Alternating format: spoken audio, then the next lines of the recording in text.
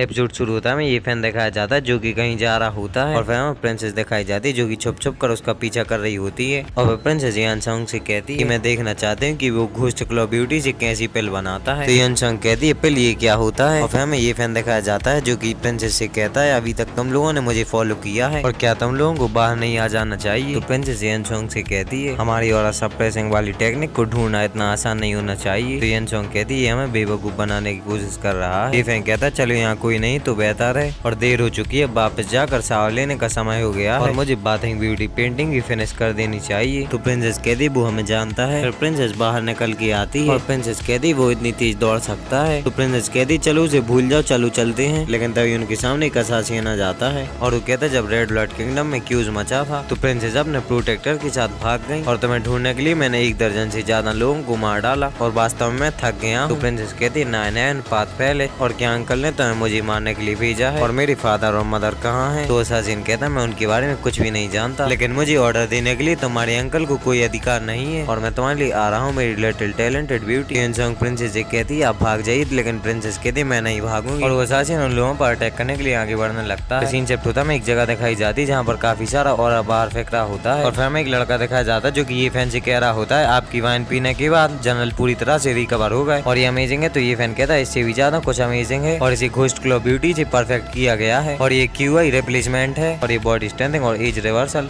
और ये पिल जीवन शक्ति को रिकवर करने के लिए भी। तो लड़का कहता है ये एक मेडिसिन का काफी लंबा नाम है। तो ये फैन कहता है इसे ग्रैंडपा को भेज दो और लड़का उसे लेकर वहाँ से चला जाता है। तभी एक घर के ऊपर एक एक्सप्लोजन होता है और ये फैन उस तरफ बढ़ने लगता है, लेकिन तभी प्रिंसेस आके उसे टकरा जाती है और वो दोनों नीचे आ जाते हैं और ये फैन उससे कहता है तुम यहाँ क्यों आए और घोस्ट क्लॉ ब्यूटी के लिए देर हो चुकी है। और प्रिंसेस ये फैन से कहती है सावधान रहो और उसके मुंह से ब्लड निकल रहा होता है और यनसंग भी ऊपर से आगे गिरती है, लेकिन ये फैंग प्रिंसेस को उठा के दूर खड़ा हो जाता है। तो असासिन भी वहाँ पर आ जाता है और ये फैंग से कहता है उसे मेरे पास छोड़ दो और मैं तुम्हें जिंदा रहने दूंगा। तो ये फैंग उस प्रिंसेस को एक जगह पर बैठा देता है और ये फैंग अपनी स्वॉर्ड निकाल लेता है और वो कहता तुम कौन हो। तो असासिन कहता है जो लोग मरने वाले हो वो मेरा नाम जानने के लायक नहीं और असासिन ये फैंग पर अटैक कर देता है, लेकिन ये फैंग उसे रोक लेता है और वो दोनों लड़ने लगते हैं और वो दोनों एक दूसरे को अच्छी खासी टक्कर दे रहे होते हैं और फिर वो दोनों एक तरफ आ जाते हैं और वो असासिन कहता है QI कंडेंशन रहने वाले किसी पर्सन के लिए और तुम्हारे पास काफी अच्छी एबिलिटी है और फिर ये फैंग उस असासिन पर अटैक कर देता है, लेकिन वो उसे रोक लेता है और वो असासिन ये फैंग पर ही अटैक करने लगता है और वो असासिन कहता है मैं पहले ही बाइडन रेलम तक पहुंच गया और डिफरेंट लेवलों पर मैं तुम्हें आसानी से चींटियों जैसा कुचल सकता हूँ। लेकिन ये फैंग फिर उसे किसी तरह रोक लेता है और ये फैंग फिर उस असासिन पर अटैक करता है, लेकिन वो उसे रोक लेता है, लेकिन तभी ये फैंग उस पर एक स्लैश मार देता है तो उसे डॉज कर लेता है और वो काफी पीछे हो जाता है। तो असासिन पावर अप करता है और वो फ्लोइंग बीस्ट टेक्निक का यूज करता है। तो ये फैंग उस पर अपनी शॉर्ट से स्लैश मारने लगता है, लेकिन वो काफी स्पीड से उन्हें डॉज करता जाता है और वो काफी स्पीड से ये फैंग पर अटैक करने लगता है और वो ये फैंग से कहता है तुम्हारा टैलेंट बुरा नहीं है और वो कहते हैं यदि तुम 9 हेवनली पाथ पैलेस में आते हो तो मैं तुम्हें अपना डिसाइबल बना लूंगा। तो वो असासिन हंसने लगता है। तो ये फैंग को 9 हेवनली पाथ पैलेस का नाम सुन के गुस्सा आने लगता है और ये फैंग अपने माइंड स्पेस में आ जाता है तो उसे वहाँ पर एक फॉर्मेशन शो होता है। तो ये फैंग कहता है एम्परर स्क्रिप्चर में कोई फॉर्मेशन है और ये फैंग रियल वर्ल्ड में आ जाता है और उसके अंदर से ऑरा बाहर निकल रहा होता है और यहाँ पर ये असासिन ये फैंग के आसपास घूम रहा होता है और वो कहता है अचानक ऑरा एकदम से स्ट्रॉन्ग कैसे हो सकता है और ये फैंग अपनी आंखें खोल के उसे देखने लगता है और वो असासिन विंड फ्लो क्लो टेक्निक से अटैक कर देता है। ये फैंग अपना एलिमेंट गैदरिंग फॉर्मेशन एक्टिव कर देता है और ये फैंग का फॉर्मेशन काफी बड़ा हो जाता है। तो ये फैंग की ग्रैंडपा उसे देख लेते हैं और वो कहते हैं जल्दी चलो। यहाँ पर वो असासिन ये फैंग की फॉर्मेशन में फंस गया होता है और वो कहता है कि मेरी स्पिरिचुअल एनर्जी लीक हो रही है और प्रिंसेस भी उठ जाती है। तो वो कहती है एक फॉर्मेशन जो अपोनेंट की स्पिरिचुअल एनर्जी को अब्सॉर्ब कर सकता है और वो असासिन ये फैंग से कहने लगता है मुझे मत मारो, मुझे जाने दो। और ये फैंग कहता है जब तुमने 9 हेवनली पाथ पैलेस कहा तो तुम पहले से एक मरे हुई पर्सन हो और ये फैंग उस पर अटैक करके उसे खत्म कर देता है। तो प्रिंसेस मन में कहती ये स्टेप बाइडन रेलम से कम नहीं है और ये फैंग कहता है इसमें कोई डाउट नहीं कि ये फॉर्मेशन एम्परर स्क्रिप्चर का है और फिर वो यनसंग को उठा लेता है और प्रिंसेस बेहोश होने का नाटक करने लगती है। तो ये फैंग उसे भी उठा लेता है और वहाँ से चला जाता है। तभी उसकी ग्रैंडपा पीछे आते हैं। उसकी ग्रैंडपा कहते हैं उसने अपने से ज्यादा लेवल वाली बंदी को एक अटैक में हरा दिया और मुझे नहीं पता कि फैंग की स्ट्रेंथ में एक्स्ट्रा ऑर्डिनरी स्ट्रेंथ है या नहीं। तो लड़का कहता है यंग मास्टर निश्चित रूप से आपकी जगह ले सकते हैं। और सीन चैप्टर होता है ये फैंग का घर दिखाया जाता है और प्रिंसेस कह रही होती है मुझे अपने कपड़े क्यों उतारने होंगे। तो ये फैंग कहता है ये गोल्डन नेडल टेक्निक है और हमें दिखाया जाता है ये फैंग के ग्रैंडपा उसके घर की तरफ जा रहे होते हैं और ये फैंग कह रहा होता है क्लियर एक्यूपंक्चर पॉइंट के बिना मैं कैसे छेद कर सकता हूँ। तो प्रिंसेस कहती गोल्डन निडल टेक्निक मुझे समझ में नहीं आती। और ये फेंग की ग्रैंडपा दरवाजा खटखटाने वाले होते हैं लेकिन वो वापस लौट जाते हैं। और यहाँ पर प्रिंसेस कहती बस मेरी कब्रों में छेद करो और डेजी का इलाज करना जरूरी है। तो ये फेंग कहता है यदि तुम चाहते हो कि तुम्हारा इलाज हो तो ज्यादा बातों नहीं मत बनो। और बस अपने कपड़े उतारो। तो प्रिंसेस कहती यंजोंग कैसी है। और प्रिंसेस कहती हो सकता है कि इस बार वो नहीं उठेगी है ना। तो ये फेंग कहता है वो नहीं जागेगी। और ये फेंग प्रिंसेस से पूछता है 9 हैंड पाथ पैलेस तो मैं हंट क्यों कर रहा है। और ये फेंग उसे गोल्डन निडल से हील कर रहा होता है। और प्रिंसेस बताती मैं रेड ब्लड एम्पायर की प्रिंसेस हूँ और वहाँ पर पॉलिटिशियल उथल पुथल मची हुई थी और वो मेरे अंकल द्वारा रेंटेड किए गए हथियार हो सकते हैं। तो ये फैन मन में कहता है पैलेस को ऑर्डर करना कैसे आसान हो सकता है। और इल्यूजरी क्लाउड और यूएनटीएन कॉन्टिनेंट दोनों के पास 9 हेवनली पाथ पैलेस है और यदि वे किसी से का हिस्सा है तो फिर 9 हेवनली पाथ पैलेस कितना स्ट्रॉन्ग होगा। तो प्रिंसेस कहती है गलत क्या है, निडल कंफर्टेबल है। तो ये फैंक कहता है मैंने उन्हें दबा दिया है और एक साथ बहुत सारी निडल्स तुम्हारे लिए सही नहीं होंगी। तो प्रिंसेस कहती है यदि मेरी शोल्डर में एक ही निडल थी तो तुमने मेरी कपड़े मुझसे क्यों उतरवाए। तो ये फैंक कहता है तुमने पहले क्या कहा था। तो ये फैंक कहता है मुझे कुछ बनाने दो और मुझे कुछ सोचने दो। तो प्रिंसेस उससे कमीना कहने लगती है और फिर हमें दिखाया जाता है ये फैंक घर के बाहर फेंकता है और प्रिंसेस ये फैंक पर अपने आइस क्रिस्टल से अटैक कर रही होती है और प्रिंसेस ये फैंक को परवर्ट कहती है और फिर ये फैंक शील्ड बना लेता है लेकिन वो प्रिंसेस अभी भी उस पर अटैक कर रही होती है। और ये फैंक कहता है मैंने फाइनली उसे दवाई दिया और तुम्हें दूसरी निडल की जरूरत है। और यंजोंग कहती है इस बार आपने वास्तव में उसे अपना फायदा उठाने दिया। और भाई इसी के साथ ये एपिसोड खत्म हो जाता है।